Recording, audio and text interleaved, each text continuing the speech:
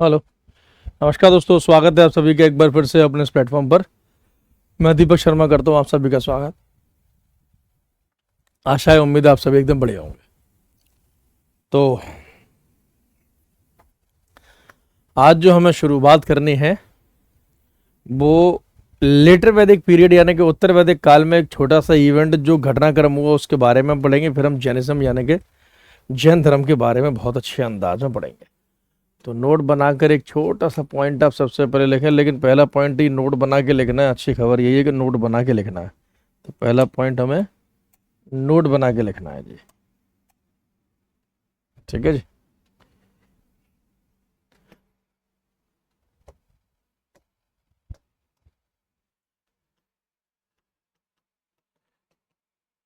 तो नोट बनाकर पहला पॉइंट लिखना।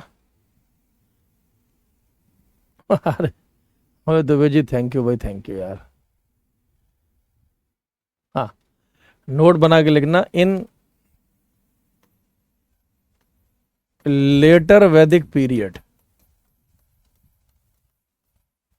उत्तर वैदिक काल में, उत्तर वैदिक काल में, लेटर वैदिक पीरियड मैंने पहले ही क्लास जब वैदिक काल की ली थी उसमें आपको समझा दिया था कि 1500 बीसी से लेके 1000 बीसी तक तो अपना रहा है अर्ली वैदिक पीरियड यानी आरंभिक या शुरुआती वैदिक काल।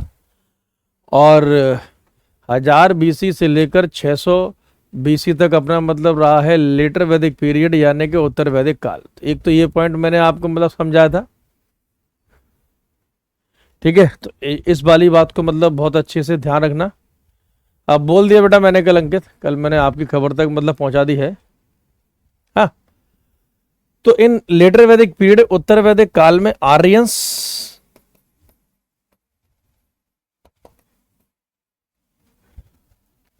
Settled in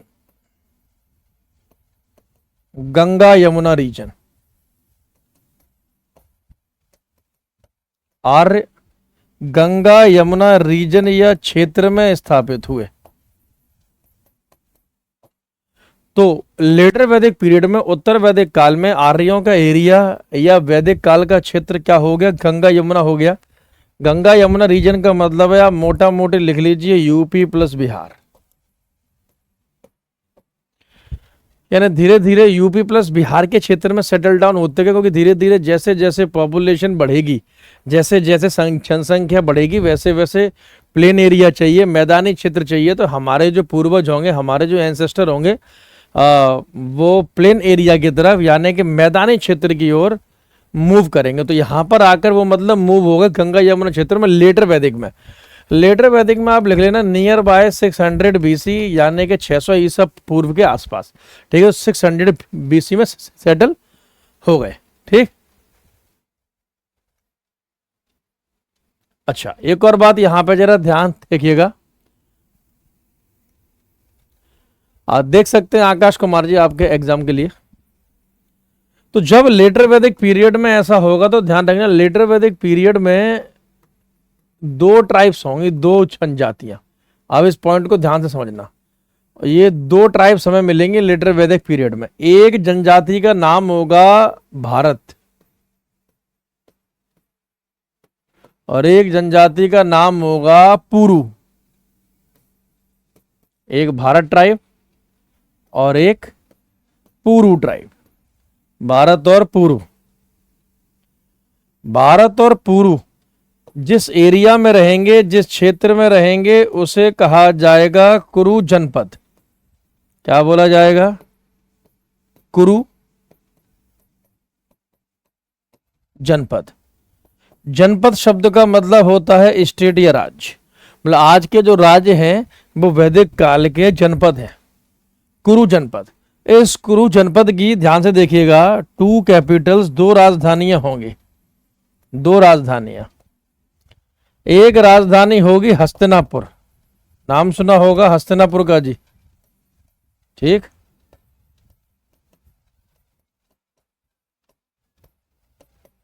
Hastinapur. और एक राजधानी होगी इंद्रप्रस्थ।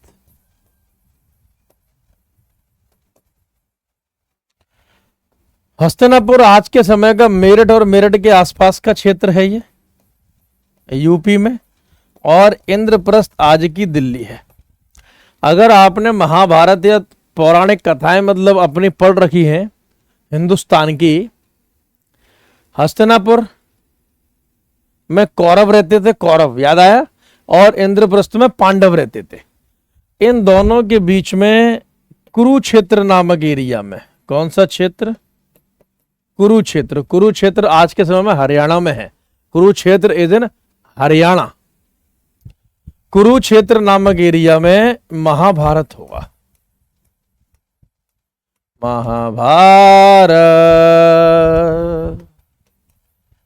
महाभारत, महाभारत।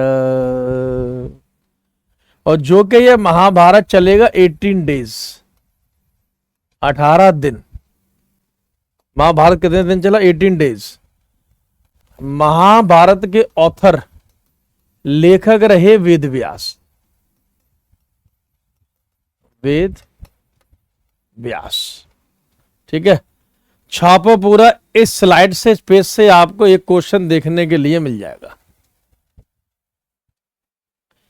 जल्दी जल्दी लिखो, जैसे ही हो जाए लिख देना डन। में साइड में हो जाता हूं ताकि बोर्ड पे आपको लिखने में दिक्कत ना। डन लिख देना, डन।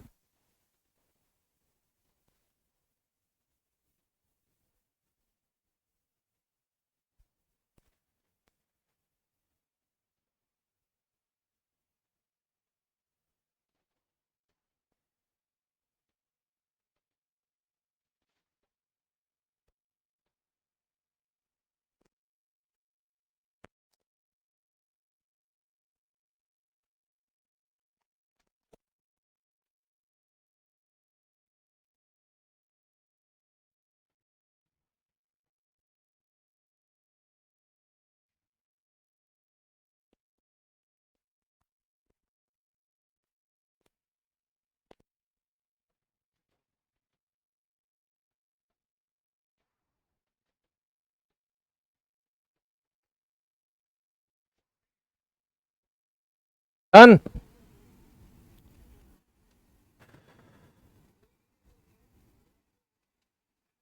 ठीक है। महाभारत, अच्छा जी, महाभारत लेटर वैदिक पीरियड में एक तो महाभारत लिखा जाएगा, ये याद कर लेना। उत्तर वैदिक काल में महाभारत लिखा गया। Largest epic of the world, विश्व का सबसे बड़ा ग्रंथ। Largest epic of the world, विश्व का सबसे बड़ा ग्रंथ, ठीक। कुरु जनपद और सेरिया को कहते थे, जहां पर ये लोग रहते थे। लेटर वैदिक पीरियड में ही रामायण भी लिखा गया। रामायण,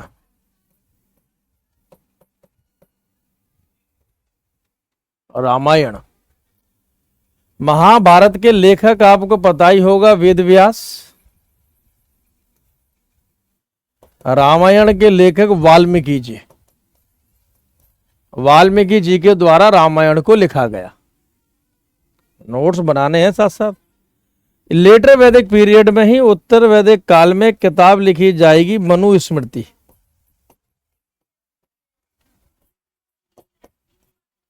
मनु स्मृति, इसके लेखक होंगे राजा मनु। राजा मनु हुए हैं। एक कानून के ऊपर किताब थी ये मनु स्मृति।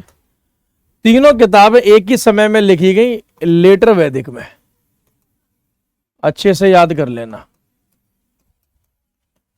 उत्तर वैदिक काल में ये लिखी गई है। और तीनों की तीनों ये ग्रंथ संस्कृत लैंग्वेज, संस्कृत भाषा में लिखे गए। अगर नोट्स इस अंदाज में बनाना शुरू कर दो तो मेरा विश्वास मानो कि एग्जाम में आग लग जाएगी और नंबर आपके झिंगा लाला।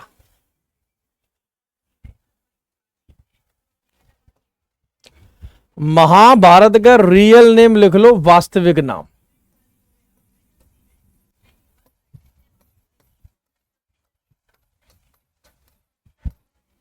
महाभारत का रियल नेम लिख लो, वास्तविक नाम। रियल नेम महाभारत का जय संहिता।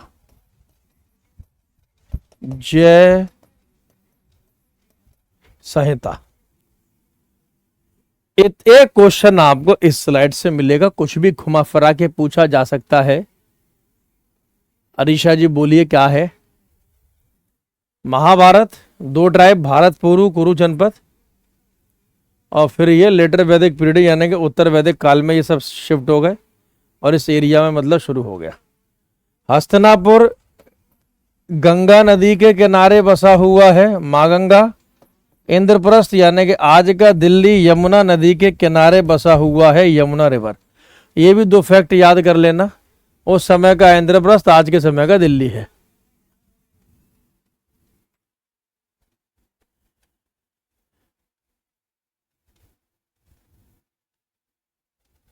हाँ, तो फिर कोई आवश्यकता नहीं है रवनीत कौर जी, अगर नोट्स पहले बना रखे हैं तो सिर्फ आप इसका रिवीजन करें, और अगर कोई नया पॉइंट आया तो आप उसे ऐड कर लीजिए। आर्यों का एंड नहीं हुआ है। कौन बोल रहा है आर्यों का अंत हो गया? हमारे ही पूर्वज आर्यंस हैं, यानी कि हम ही आर्यंस के उत्तराधिकारी हुए। आज भी वैदिक काल समाप्त नहीं हुआ है, वैदिक काल सिर्फ डेवलप हुआ है। मीरा कृष्णा जी, सर आप सही बताओ, आपको एक्टिंग में जाना था, आप गलती से टीचर में आ गए ना। चलिए कोई बात नहीं, thank you so much. Teacher भी एक प्रकार का एक्टर ही होता है बेटे।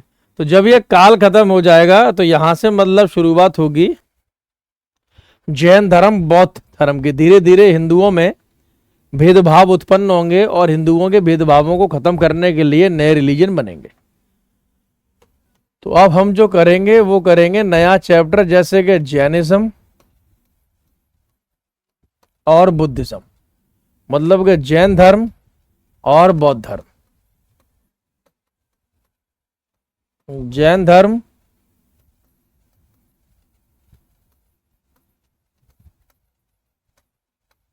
बौद्ध धर्म।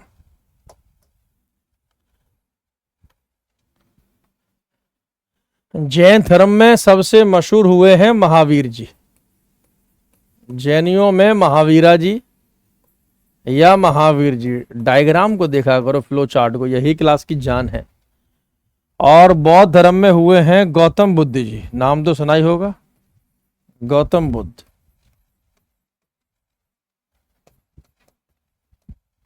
गौतम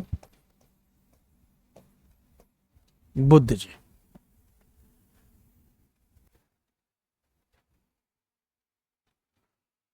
महावीर जी हो, गौतम बुद्ध जी हो, दोनों का ही संबंध क्षत्रिय फैमिली या क्षत्रिय परिवार के साथ रहा।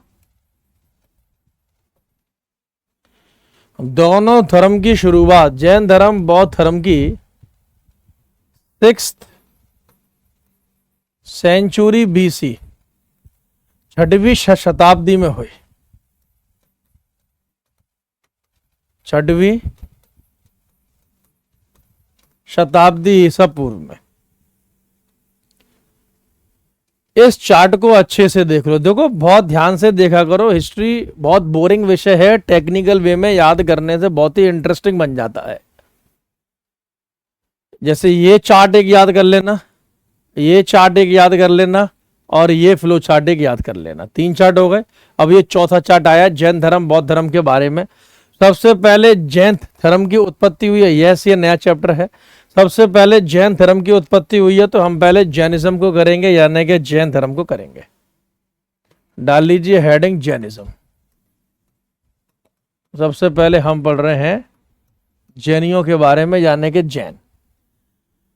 जैन धर्म में लिख लो, देयर वर टोटल या देयर आर टोटल 24 तीर्थंकर्स। तीर्थंकर जैनियों में कुल मिलाकर 24 तीर्थंकर हुए हैं। कितने तीर्थंकर हुए हैं? 24 तीर्थंकर हुए हैं। 24 तीर्थंकर हुए हैं, 24। तीर्थंकर शब्द का मतलब होता है, लिख लेना, गुरु। Mentor, teacher. अब धर्म से संबंधित है इसलिए होगा धर्म गुरु।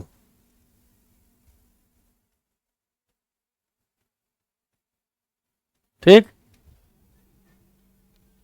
धर्म गुरु।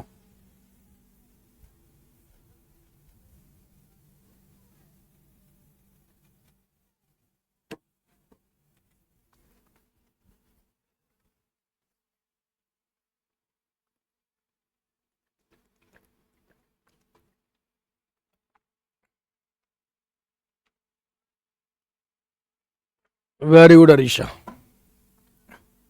धर्म गुरु। और इन 24 तीर्थंकरों में से 3 तीर्थंकर महत्वपूर्ण रहे हैं, यानी कि धर्म गुरु के तौर पे 3। कितने रहे हैं?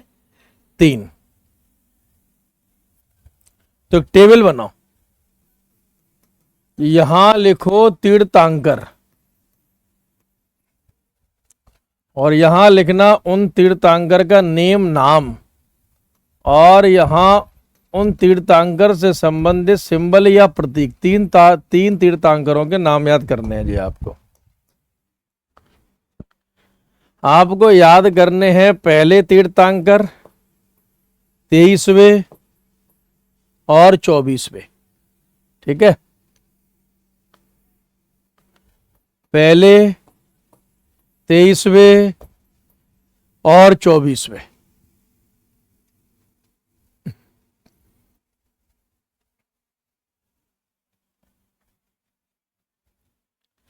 नाम, पहले तीर्थंकर का नाम है ऋषभदेव,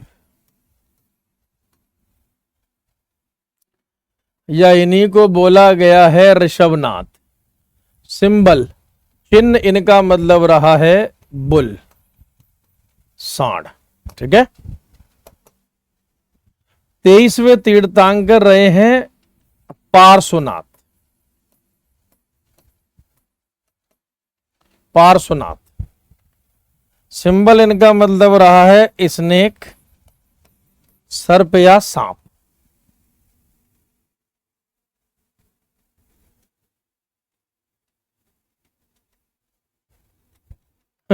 बच्चे, अमृत कुमार सर लग रहा है कि आप पीकर पढ़ा रहे हो, ऐसी आवाज नहीं बेटा, मेरी आवाज ही ऐसी है। हो सकता है कि आपको लगता हो। शिव शिव शिव, क्या बात बोल दी सुबह सुबह, शिव शिव शिव। ये सब बातें दिमाग में लाते कहां से हो गए। 24वें और आखिरी तीर्थंकर हैं महावीर जी। इनका सिंबल रहा है लॉइन, शेर। 3 तीर्थंकरों के, जैसे कि पहले 23वें और 24वें ऋषभदेव, ऋषभनाथ। ऋषभनाथ का एक और नाथ मिला है आदिनाथ। ऋषभनाथ को आदिनाथ के नाम से भी जाना गया है। वो भी करेंगे। अब जैसे ये क्वेश्चंस आपके मतलब मान लो वैदिक काल खत्म हो गया, तो नेक्स्ट क्लास जब भी आपकी होगी तो फिर हम वैदिक कालों के क्वेश्चन सॉल्व करेंगे, उसकी प्रैक्टिस शीट को लेकर आएंगे आप सभी के लिए। ठीक, सिंबल यानी कि एक संकेत माने गए हैं, एक सूचक माने गए हैं, एक अच्छा सूचक मतलब माने गए हैं। ठीक है, तो ये 3 याद कर लेना। इन तीनों में भी आपसे पूछा जाएगा कि जैन धर्म का रियल फाउंडर,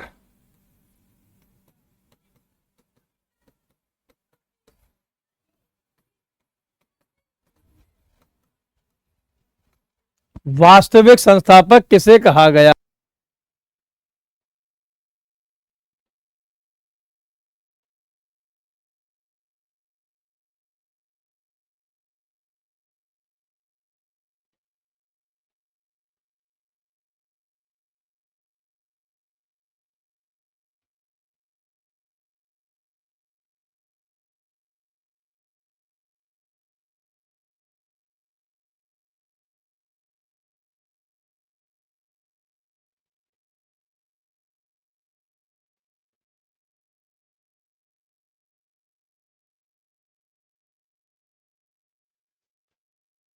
हाँ, एक बच्चा बोल रहा है कि सर ये एक्सपीरियंस वाले हैं इसीलिए ऐसा बोल रहे हैं।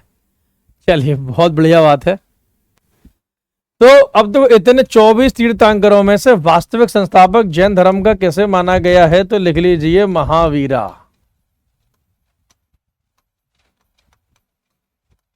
महावीर जी। महावीर जी के और भी अन्य नाम पाए गए हैं, अनदर नेम। जैसे कि अगर हम बात करें कि महावीर जी के अदर नेम्स, अन्य नाम कौन कौन से मिले हैं, अन्य नाम कौन कौन से मिले हैं। तो अन्य नाम में पहला नाम आप मतलब लिख लीजिए, निर्ग्रंथ। एक नाम मिला है हमें महावीर जी का, निर्ग्रंथ। निर्ग्रंथ, निर्ग्रंथ का मतलब होता है मोह माया से मुक्त, मोह माया से मुक्त, मोह माया से मुक्त, यानी कि मोह माया से आजाद, एकदम आजाद है बिल्कुल भाई, कोई मोह माया नहीं है, कुछ भी नहीं है, बच्चे को मोह माया से मुक्त है। Free from the all bond, सभी रिश्ते नातों से मुक्त, सभी बंधनों से मुक्त, ना कोई भाई है, ना बहन है, ना बीवी, ना बच्चे। एक और नाम मिला है महावीर जी को, जैना भी कहा गया है, सॉरी जीना भी कहा गया है, जीना। महावीर जी का एक और नाम है जीना। जीना शब्द का मतलब होता है विक्टोरियस, विजेता।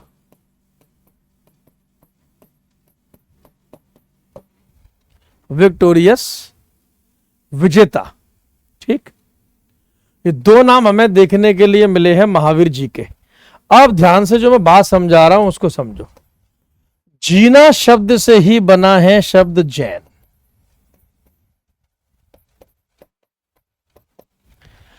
जीना शब्द से ही बना है शब्द जैन। तो आपसे पूछा जाएगा कि जैन धर्म का जो मतलब नाम है वो किससे लिया गया है, तो महावीर जी के नाम जीना से लिया गया है, यानी कि विजेता, कभी ना हार मानने वाले, अपने मन के ऊपर विजय प्राप्त करने वाले, मन को जीतने वाले, ठीक है।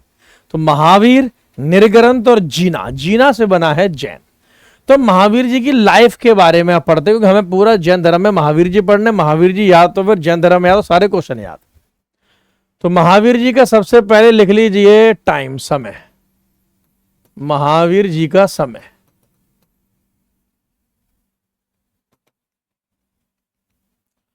समय महावीर जी का है, याद आने दो, आने दो, आने दो, आने दो। 540 to 468 BC, ये महावीर जी का है। 540 से 468 ईसा पूर्व, यानी कि अगर हम टोटल एज और कुल आयु निकालें तो 72 ईयर्स, 72 साल। तो महावीर जी की कुल एज या कुल उम्र क्या रही, 72 वर्ष।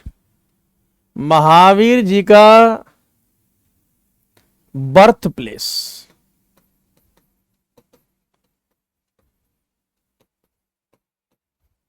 जन्म स्थान, जन्म स्थान लिख लीजिए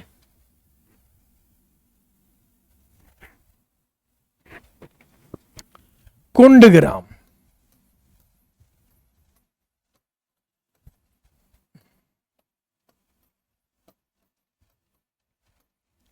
कुंडग्राम। अब महावीर जी का कुंडग्राम बोले तो बिहार, महावीर जी के साथ जो कुछ भी होगा सब कुछ बिहार में होगा, ध्यान रखना, जो कुछ भी होगा सब कुछ बिहार में होगा। तो एक पॉइंट तो ये हो गया, एक पॉइंट ये हो गया। महावीर जी का लिख लीजिए रियल नेम, असली नाम या बचपन का नाम, रियल नेम, असली नाम या बचपन का नाम, रियल नेम, असली नाम या बचपन का नाम। तो असली नाम है महावीर जी का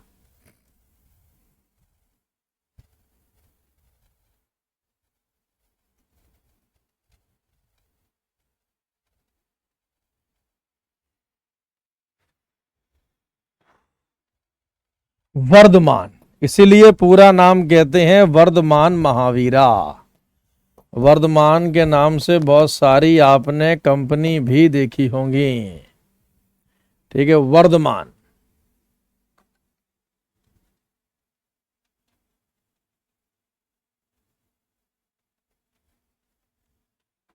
ठीक है, वर्धमान। महावीर जी के मदर का नाम लिख लीजिए, माता जी का नाम, माता जी। त्रिशला।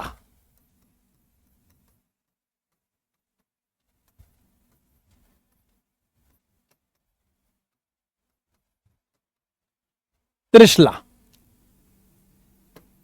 फादर, पिताजी का नाम, पिता, पिता का नाम सिद्धार्थ। नाम तो सुना ही होगा। वाइफ, धर्म पत्नी का नाम यशोदा।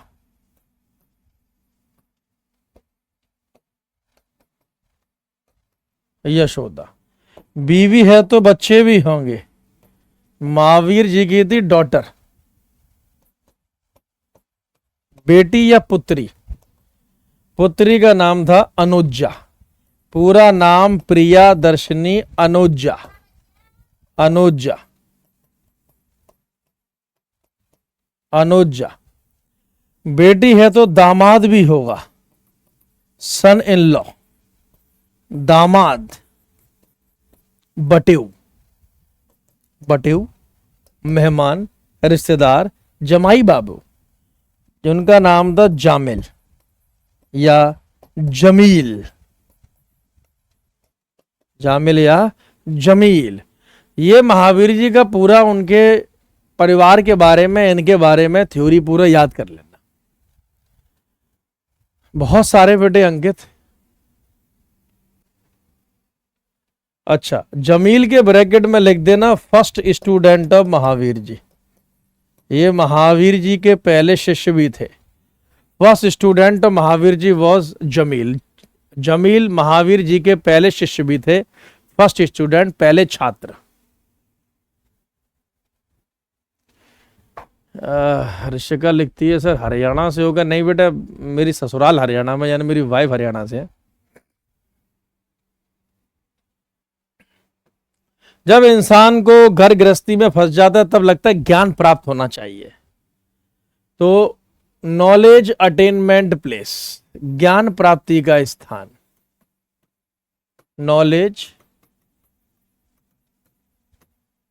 अटेनमेंट प्लेस, ज्ञान का स्थान, यानी ज्ञान प्राप्ति का स्थान, जहां महावीर जी को ज्ञान प्राप्त हुआ। लिख लीजिए जिम्बिका ग्राम।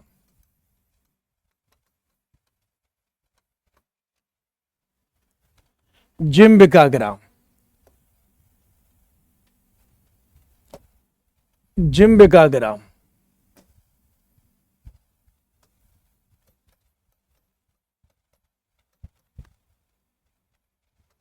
जिम्बिका ग्राम कहां पर है? बिहार में।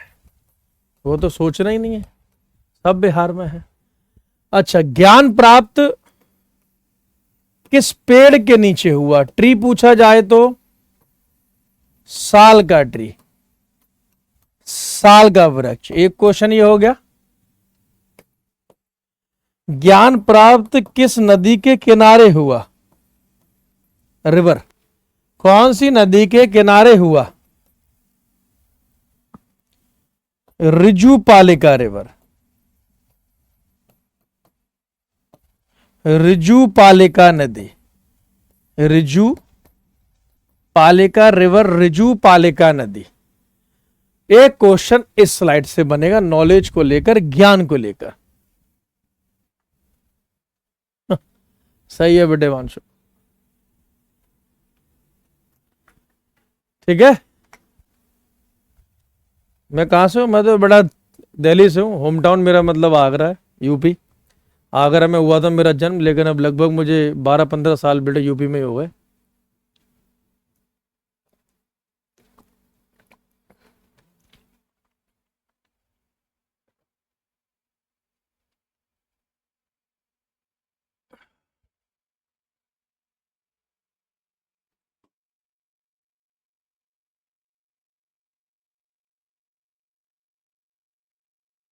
तो ये कुछ बातें ज्ञान को लेकर याद रखना।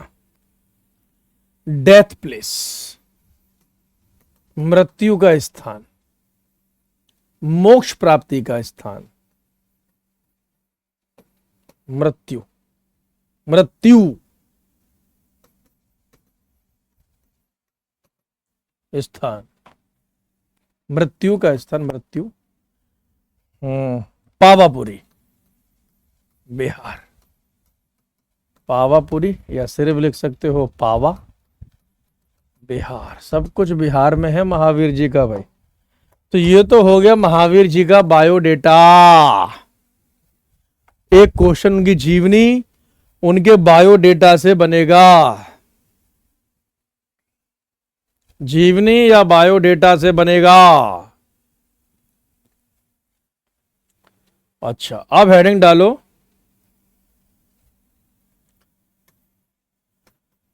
थ्री रत्न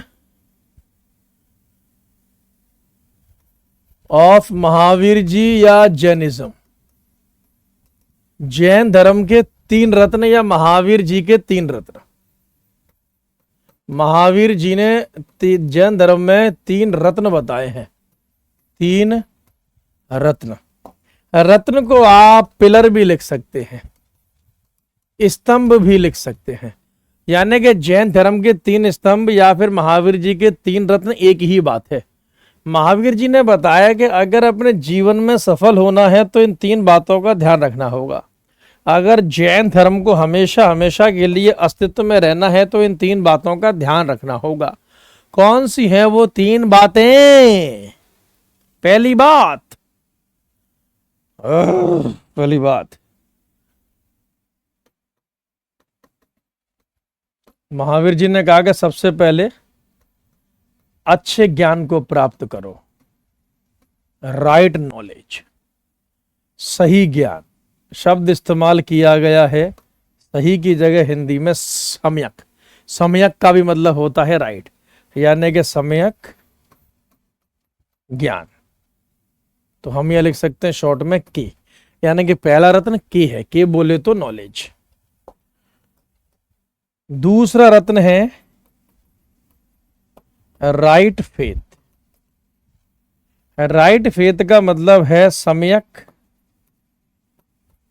विश्वास। जो आपने ज्ञान प्राप्त करा है उसके ऊपर सही विश्वास होना चाहिए। अगर सही विश्वास नहीं है तो ऐसे ज्ञान का कोई फायदा नहीं है। और तीसरा बताया है सही ज्ञान और सही विश्वास के साथ इसका इस्तेमाल राइट कंडक्ट, सही कर्म के लिए करना चाहिए। सम्यक कर्म। तो फेथ को हम लिख सकते हैं एफ और कंडक्ट को हम लिख सकते हैं सी। शॉर्ट में हमने कर दिया भाई। तो अगर आपको तीन रत्न याद करने हो जैन धर्म के या महावीर जी के, तो याद कर लेना KFC। बहुत खाया होगा बेटा KFC। जो नॉन वेजिटेरियन होंगे, स्पेशली जो मांसाहार होंगे, उन्हें अच्छे से मतलब पता होगा ये सब क्या होता है। ठीक है, KFC। कौन से मैजिकल वर्ड बेटे अमित मेरे बच्चे? कोई बात नहीं, समय दो बेटा थोड़ा मेरे बच्चे, थोड़ा समय। KFC, सही ज्ञान, सही विश्वास और सही सॉरी, मौसम ऐसा चल रहा है बेटे। एसी में रहो तो छींकें आती हैं, एसी से बाहर जाओ तो बेटे छींकें उड़ जाती हैं, इंसान उड़ जाता है। हाँ, तीन रत्न। ठीक है, तो क्वेश्चन बनेगा इनमें से कौन सा तीन रत्नों में जैन धर्म के महावीर जी के नहीं, या तो इन तीन के अलावा जो ऑप्शन में, that will be the answer. That will be the answer. ना ना ना ना बेटा, मैं शुद्ध शाकाहारी हूँ, मैं नॉन वेजिटेरियन हूँ, नहीं हूँ बेटा, टोटल वेजिटेरियन, शुद्ध शाकाहारी, आई एम अ ब्राह्मण बेटा फैमिली। ये अगर मेरी माँ ने बेटा पता लग गया तो मेरे बर्तन बर्तन घर अलग हो जाएंगे बेटे, बेदखल हो जाऊंगा मैं। तो इसलिए ना ना ना, शिव शिव शिव शिव शिव। कोई शौक नहीं है बेटा सिवाय एक चीज के, पानी और चाय, और अब बेटे पढ़ाने के। अब जैन धर्म में 5 सिद्धांत हैं, तो लिख लेना। Doctrines of Jainism. जैन धर्म के सिद्धांत। तो जैन धर्म के कितने सिद्धांत हैं, कितने डॉक्ट्रिन है, कितने नियम है? तो जैन धर्म के 5 नियम है। कितने नियम है? 5 सिद्धांत या 5 नियम है। यानी कि अगर मोक्ष की प्राप्ति करना चाहते हैं, सही राह पर चलना चाहते हैं, तो इन 5 सिद्धांतों को जीवन में उतारना ही पड़ेगा।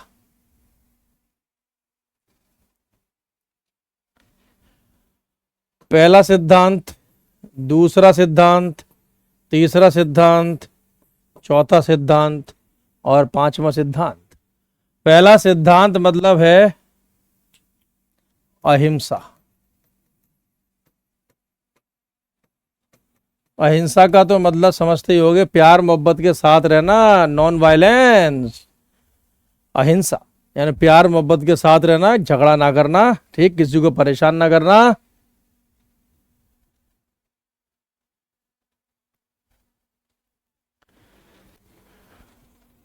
ठीक है बेटे अंकित।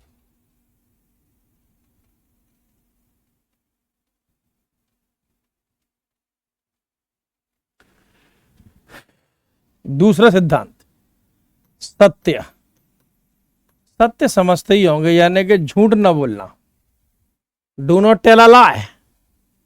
तीसरा सिद्धांत अस्तेय।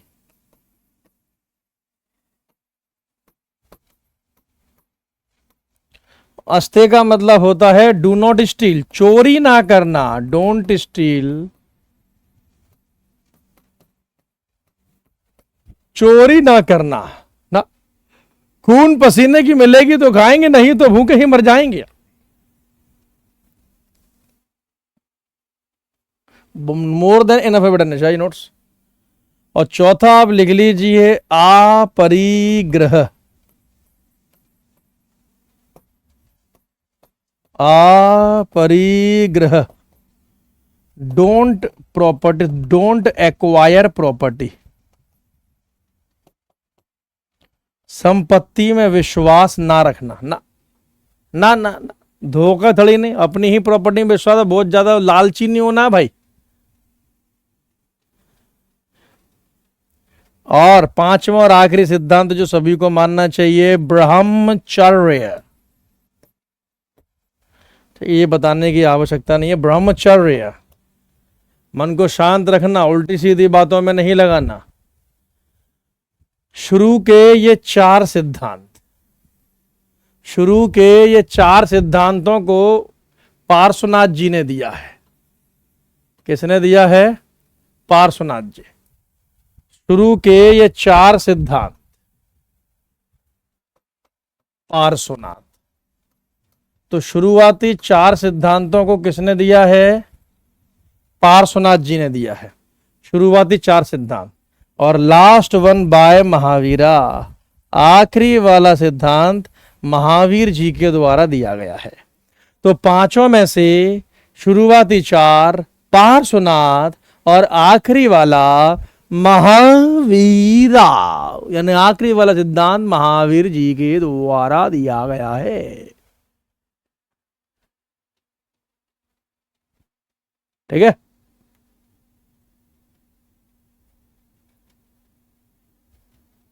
थैंक यू बेटा सुदेश। इन 5 सिद्धांतों को मिलाकर कहा जाता है, 5 को मिलाकर कहा जाता है महाव्रत।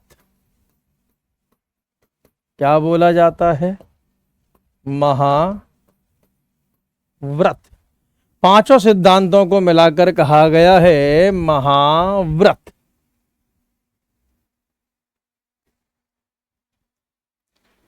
तो ये अहिंसा, सत्य, अस्तेय, अब कैसा भी घुमा फिरा के क्वेश्चन पूछ ले, ये मोक्ष प्राप्ति के रास्ते जैन धर्म में 5 सिद्धांत बताए गए हैं। अच्छा जी, अब जैन धर्म के प्रचार प्रसार के लिए मीटिंग हुई है, बैठक हुई है, काउंसिल हुई है। तो लिख देना जैन काउंसिल,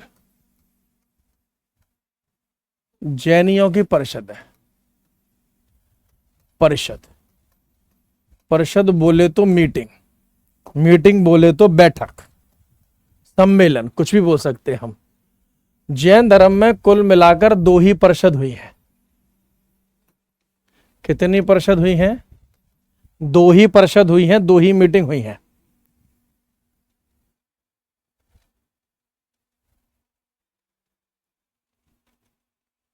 सर आप देवानंद की अच्छी एक्टिंग कर लेते हो। अच्छा जी, काफी है बेटा निशा। और कैसे बताऊं बेटे, सीना फाड़ दे, हनुमान बन जाए। फर्स्ट काउंसिल यानी कि पहली परिषद, सेकंड काउंसिल दूसरी परिषद। पहली परिषद हुई पाटलिपुत्र में, नाम तो सुना ही होगा, पाटलिपुत्र। पहली परिषद पाटलिपुत्र, पटना आज का। और दूसरी परिषद लिख लीजिए वल्लभी।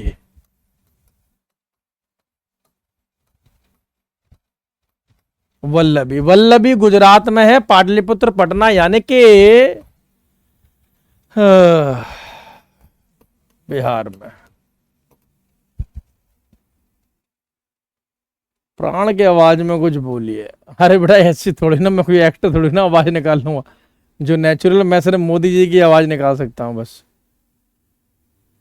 एनलाइटनमेंट को क्या क्या बेटा, एनलाइटनमेंट बेटा उसमें पढ़ेंगे आप, बौद्ध धर्म में। एनलाइटनमेंट शब्द बौद्ध धर्म में इस्तेमाल हुआ है, जैन में नहीं मतलब हुआ है। मैं सिर्फ मोदी जी की आवाज में बोल सकता हूं कि भाइयों बहनों,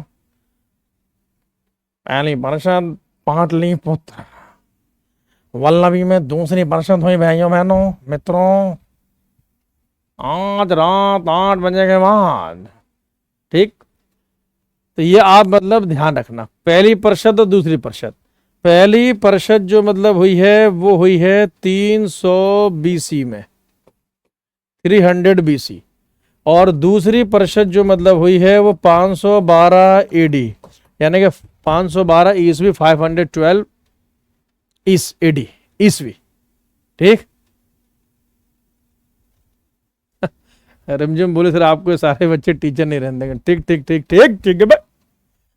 देखो दूसरी परिषद हमारे लिए किसी काम की नहीं है, पहली परिषद मतलब काम की है, क्योंकि पहली परिषद में जैन धर्म दो भागों में बट जाएगा।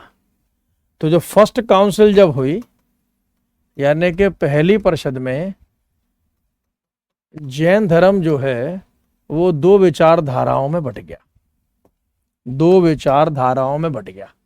एक तो जैन धर्म बट गया आपका श्वेतांबर, नाम बहुत सुना होगा, श्वेतांबर।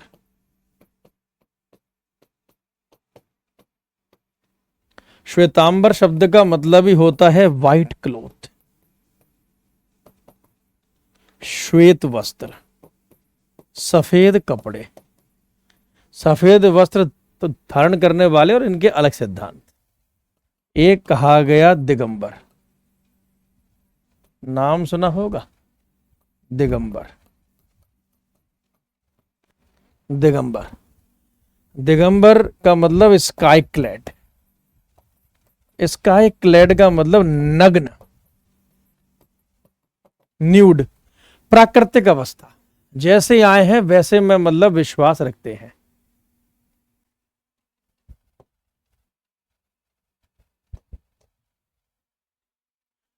श्वेतांबर कहा गया फॉलोअर्स ऑफ स्थूलभद्र,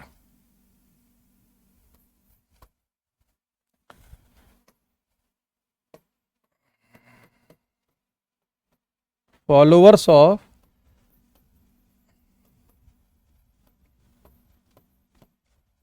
स्थूलभद्र।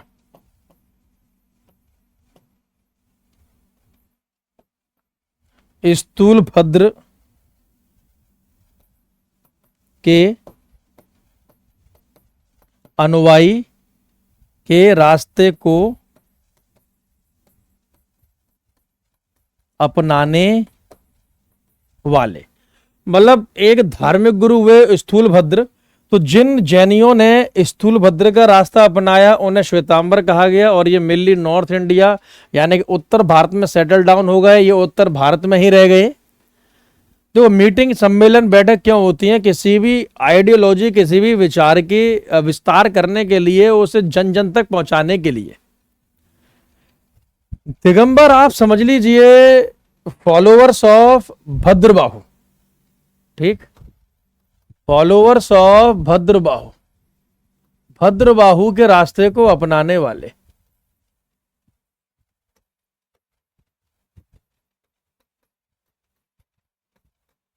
भद्रबाहु के रास्ते को अपनाने वाले, यानी कि श्वेतांबरों के धार्मिक गुरु तो हो गए स्थूलभद्र और दिगंबरों के धार्मिक गुरु हो गए भद्रबाहु। ये दो आइडियोलॉजी और दो विचारधाराओं को याद करना, भद्रबाहु के रास्ते को अपनाने वाले दिगंबर और श्वेतांबरों के रास्ते को अपनाने वाले भद्रबाहु, मतलब सॉरी श्वेतांबर। ये आज के समय में नॉर्थ इंडिया में इनकी पॉपुलेशन अधिक है और इनकी साउथ इंडिया में पॉपुलेशन अधिक है। ठीक है, तो फर्स्ट काउंसिल में पहली परिषद में ये बटेंगे। पहली परिषद बोले तो पटना, अरे पाटलिपुत्र, ठीक है पाटलिपुत्र। बिल्कुल अगर कॉन्सेप्ट की गहराई में जाके आराम से मतलब पढ़ोगे। अच्छा, जब ये डिवीजन हुआ तो इसके अलावा ये क्वेश्चन बनेगा जैनियों के मंदिर से। एक तो ये क्वेश्चन बनेगा, एक बनेगा टेम्पल से, मंदिरों से। तो यहां एक तरफ लिख लेना इंपॉर्टेंट टेम्पल्स कर रहे हैं, तो एक तरफ लिख लेना मंदिर, जैनियों का मंदिर, और यहां एक तरफ लिख लेना रीजन, क्षेत्र। कौन सा मंदिर आज के समय में किस क्षेत्र में। वैसे तो बहुत सारे मंदिर हैं, आप एग्जाम वाले मंदिर लिखो जो आते हैं। एक मंदिर आपको मिलेगा पालीताना के नाम से, पाली ताना, ताना ताना पालीताना। पालीताना कहां पर है, गुजरात में है। ठीक है, तो एक तो क्वेश्चन ये बन गया। दूसरा मंदिर आप सभी ने सुना होगा दिलवाड़ा का मंदिर।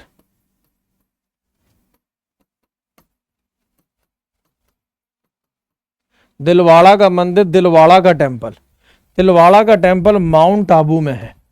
माउंट आबू बोले तो राजस्थान, तो राजस्थान के आबू में मिल जाएगा आपको। राजस्थान के आबू में, माउंट आबू राजस्थान का एकमात्र हिल स्टेशन है। ये आप ज्योग्राफी या भूगोल में पढ़ोगे। और तीसरा मंदिर आपने सुना होगा श्रवणबेलगोला,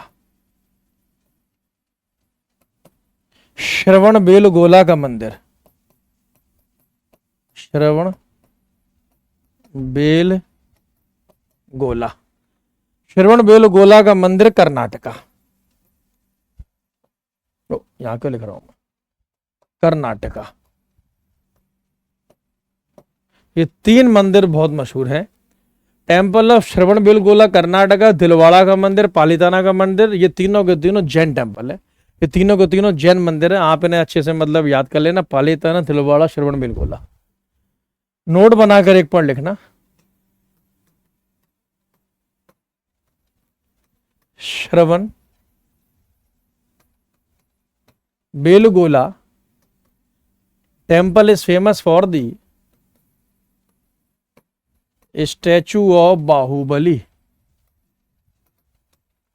श्रवणबेलगोला का मंदिर बाहुबली की मूर्ति के लिए मशहूर है। तो श्रवणबेलगोला का ये जो टेम्पल है, ये जो मंदिर है, इसमें एक आपको मूर्ति मिलेगी जिसका नाम है बाहुबली। बाहुबली, ये वो बाहुबली नहीं है कि अमरेंद्र बाहुबली यानी मैं महासेना क्या है मृत्यु, ये वो नहीं है। अमरेंद्र बाहुबली ये अलग बाहुबली है। ये बाहुबली लिख लीजिए, सन ऑफ ऋषभदेव, ऋषभदेव जी के बेटे हैं, पहले तीर्थंकर के बेटे। ऋषभदेव, ऋषभदेव के बेटे, ना फिल्म वाले नहीं, जो पहले तीर्थंकर जो मतलब रहे ऋषभदेव के बेटे। बाहुबली के ऊपर यहाँ पर एक मूर्ति, उनका नाम भी बाहुबली है। बाहुबली जय हो है। एक क्वेश्चन यहां से बनेगा। जैन धर्म में एक लास्ट क्वेश्चन रह गया है। जैन धर्म में एक बहुत ही मशहूर किताब है, बहुत ही मशहूर पुस्तक। इनकी एक पुस्तक का नाम लिख लीजिए, कल्पसूत्र। तो जैन धर्म की किताब का नाम क्या है, कल्पसूत्र। कल्पसूत्र। और कल्पसूत्र ये किताब है, इस किताब के ऑथर,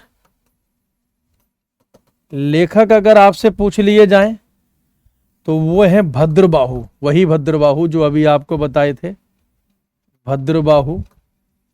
अरे जो दिगंबर की शुरुआत करने वाले, भद्रबाहु। और ये किताब की लैंग्वेज क्या है, यानी कि किस भाषा में लिखी गई ये किताब। तो जिस लैंग्वेज में कल्पसूत्र नामक किताब या भाषा में लिखी गई होगी वही भाषा जैन धर्म की भी होगी। तो भाषा लिख लीजिए प्राकृत। अरे इन वीडियो को देख के नोट्स तैयार कर लेना, जिंदगी भर मुझे याद रखोगे मेरे बच्चे। गागर में सागर दे रहा हूं, टू द पॉइंट। तो ये था आपका पूरा का पूरा जैनिज्म या जैन धर्म, और आज हमने महाभारत के बारे में पढ़ा। बाकी इसके आगे के टॉपिक्स को हम नेक्स्ट क्लास में पढ़ेंगे, जब भी कभी नेक्स्ट क्लास आपकी मतलब लेंगे तब।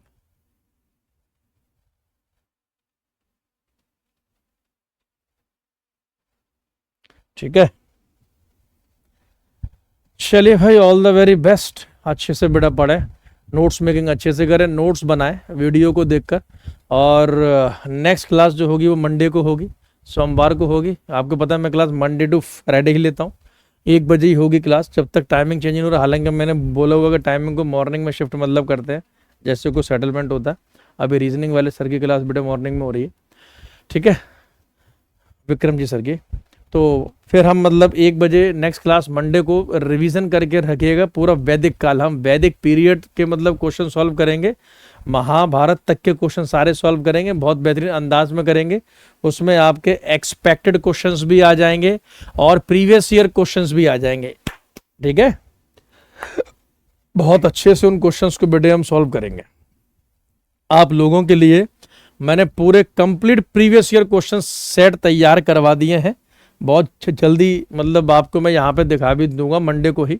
तो हिस्ट्री के आपको पूरे कंप्लीट प्रीवियस ईयर क्वेश्चन मिलना शुरू हो जाएंगे, गत वर्षों के प्रश्न पूरे कंप्लीट एकदम कंप्लीट मिल जाएंगे जी आपको, गत वर्षों के प्रश्न, ठीक है। 2023 तक के एकदम अपडेटेड, जो मार्केट में भी अभी वो सारा कलेक्शन नहीं होगा, तो मतलब फालतू के नहीं करें। 2023 2022 मतलब करीबन हिस्ट्री में 990 प्रीवियस इंपोर्टेंट क्वेश्चंस मैंने आपके निकाले विद आंसर की, आपके प्रैक्टिस के लिए। तो ये नोट्स आप पढ़ लेना और क्वेश्चंस को सॉल्व कर लेना, और बाकी जो मैं आपको प्रैक्टिस एमसीक्यू कराऊंगा, अगर आप उसे सॉल्व कर लेते हो तो और अच्छी बात है, ठीक है। चलिए, all the very best guys, thank you so much. ये पीपीटी पीडीएफ आपके लिए अपलोड होती रहेगी। Bye bye. GS by Deepak Sharma के नाम से टेलीग्राम है, वहां मुझे फॉलो अवश्य कर लेना, ज्वाइन कर लेना उसको। उस पर आपको यूट्यूब वाले सेशन के सारे पीपीटी पीडीएफ मिलते हैं।